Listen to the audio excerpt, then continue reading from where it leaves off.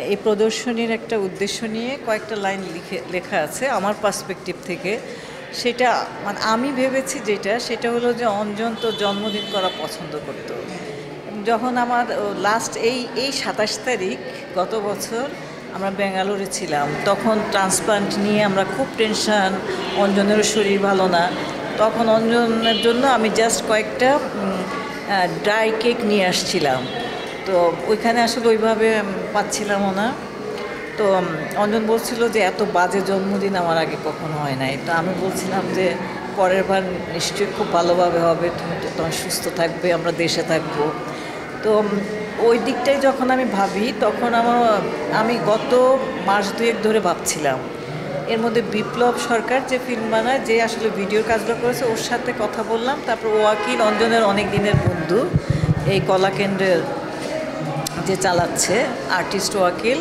তো ওয়াকিলের সাথে আমরা কথা বললাম, ওয়াকিলও আইডিয়াটা খুব পছন্দ করলো এবং বললো যে কিভাবে করা যায়, ও আগেও করেছে এই ধরনের কাজ।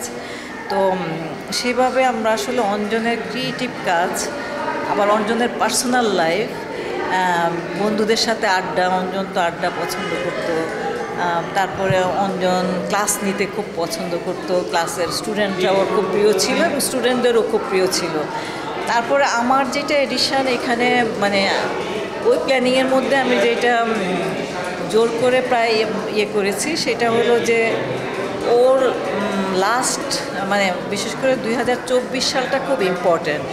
যেখানে একটা বিষয় ছিল যে ও যদি ট্রান্সপ্লান্ট যদি না হয়, ও আসলে সার্ভাইভ করবে না।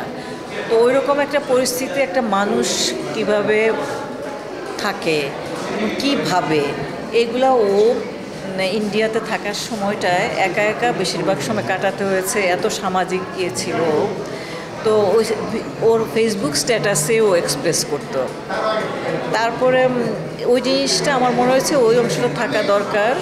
তারপরে যেগুলো আছে এখানে, তারপরে আমার যেহেতু এক্সিবিশনের পারপাসটাও আমার পার্সপেক্টিভ থেকে লেখা হয়েছে, যে আসলে এই জন্যই করা। আর ওইখানেও ওইভাবে আসছে যে অঞ্জনের এমটি রুমটার মধ্যে আমি কিভাবে এটার সাথে কোপ করছি, হ্যাঁ, কীভাবে আসলে আমি ওইখানে নিজের সঙ্গে বোঝাপড়াটাও এখানে কয়েকটা টেক্সট দিয়েছি। প্রথম রুমটার মধ্যেও পার্সোনাল লাইফ, সোশ্যাল লাইফ এগুলো আছে। বিহাইন্ড দ্য সিনে আছে যে ও ফিল্ম বানাতে গিয়ে যে ফিল্মের যে আয়োজনটা, স্পটের বিষয়টা, ওইখানে স্পটে গিয়ে কী হয়, তারপরে স্পট সিলেকশান, লোকেশান, তারপর ওইখানে একজন ডিরেক্টর হিসেবে অন্যান্যদের সাথে ইন্টারেকশান, এগুলো আছে। আর এই যে ড্রয়িংয়ের বিষয়টা হয়তো অনেকে জানতো না, অঞ্জন যে ড্রয়িংগুলো করেছে এবং প্রচুর 150-200টা আছে। হয়তো ভবিষ্যতে আমরা এগুলো নিয়ে আরেকটা করব এক্সিবিশান। তারপরে অঞ্জনের যেটা বললাম যে ক্লাস নিতে খুব পছন্দ ছিল, আর অঞ্জন তো ইন্টারভিউ দিত, অঞ্জন তো খুবই কথা বলাটা ওর ছিল। তো সব মিলিয়ে এখানে আসলে রুমগুলোতে আমি যেটা বলছি যে অঞ্জনকে ফিল করা, ঠিক আছে, মানে ফিল করে এরকম যে এত ভিজুয়াল জিনিস আছে এখানে, অডিও ভিজুয়াল, এবং সেখানে মনে হবে যে ও তো মানে আছে আর কি। মানে আমি সেই ফিলটা করতে গিয়ে মানে সেইটা আমি ফিল করছিলাম বলে আমি একটু আমার ডিস্টার্বও লাগছে অ্যাট দ্য সেম টাইম, যে নাই সে এত তীব্রভাবে আছে, হ্যাঁ, এই জায়গাটার মধ্যে। যেমন এই ড্রয়িংটা তো কেউ জানতোই না, এবং এই জিনিসটাও কিন্তু আসছে, ঠিক আছে। তার মধ্যে হ্যাঁ পার্সোনাল লাইফের বিষয় থাকে, ও তো লাইফটাকে খুব এনজয় করতো। একসাথে থাকা সময়টা আমরা দুজনেই যথেষ্ট টাইম পার করেই একসাথে থাকা, যার জন্য কে কীরকম সেটা আমরা জানতামই, হ্যাঁ। তো যার জন্য আমাদের দুইজনের দুই রকমের কাজ ছিল, ক্রিয়েটিভ কাজ, আমরা দুইজনেই দুই ধরনের কাজ নিয়ে ব্যস্ত থাকতাম। ও যেগুলো একটু অস্থির ছিল যে আবার ফিল্ম বানাতে পারার, এটা নিয়ে একটু মানে আনসার্টেন যেহেতু ছিল লাইফটাই।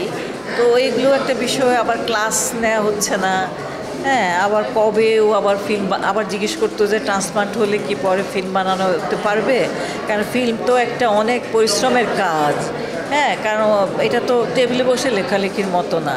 তো এইসব জিনিসগুলো নিয়েও হ্যাঁ এগুলো নিয়ে ভাবতো। হ্যাঁ, আমার একটা ছিল যে ওইখানে থাকা অবস্থায় এখানে রিলিজ দেওয়া যায়। আর অঞ্জন যেটা করতে পারতো যে ঠিক আছে ভিডিও আসলো, হ্যাঁ, যে তখন ও কথা বলতে পারলো ফিল্মটা নিয়ে, কিন্তু সবসময় প্রায় এই জন্য ওর যে স্ট্যাটাসগুলো ইম্পর্ট্যান্ট, যে অনেকগুলো স্ট্যাটাস আছে যে চাঁদের অমাবস্যা মুক্তি পাচ্ছে, এরকম করে কিন্তু স্ট্যাটাস কয়েকটা দিয়েছে, মানে ও একটা লঙ্গিং। না এইটা তো এখন তো না আমাদের উপর না, তো এটা হলো প্রথম আলোর যেটা হচ্ছে চরকি চরকির পুরো কমপ্লিট, ওদের সাথে দেনা পাওনাও শেষ হয়ে গেছে, এখন ওদের উপরে।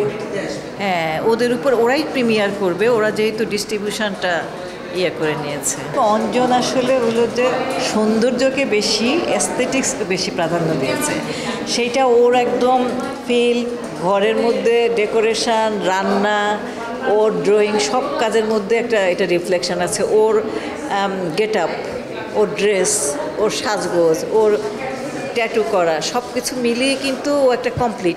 অনেকে থাকে না যে ওর ক্রিয়েটিভ কাজ একরকম, লাইফটা আরেক রকম, সেটা না, অঞ্জনের কিন্তু টোটাল মিলিয়ে অঞ্জন একজন হলো যে সেই ধরনের একজন ক্রিয়েটিভ মানুষ যে সৌন্দর্যকে খুব প্রাধান্য দেয়। ও একদমই এক্সট্রিম ছিল এই লাইনে, যে একটা ওইটা একদমই অপছন্দ ছিল ওর, হলো যে এটা ও আর্ট ফিল্মটাকে স্বাধীন এক্সপ্রেশন, আর্ট ফিল্ম যেটাকে বলে, ওইরকম একটা জনরা আছে যে আর্ট ফিল্ম, তো ওইটার উপরে ওর ফোকাসটা বেশি ছিল।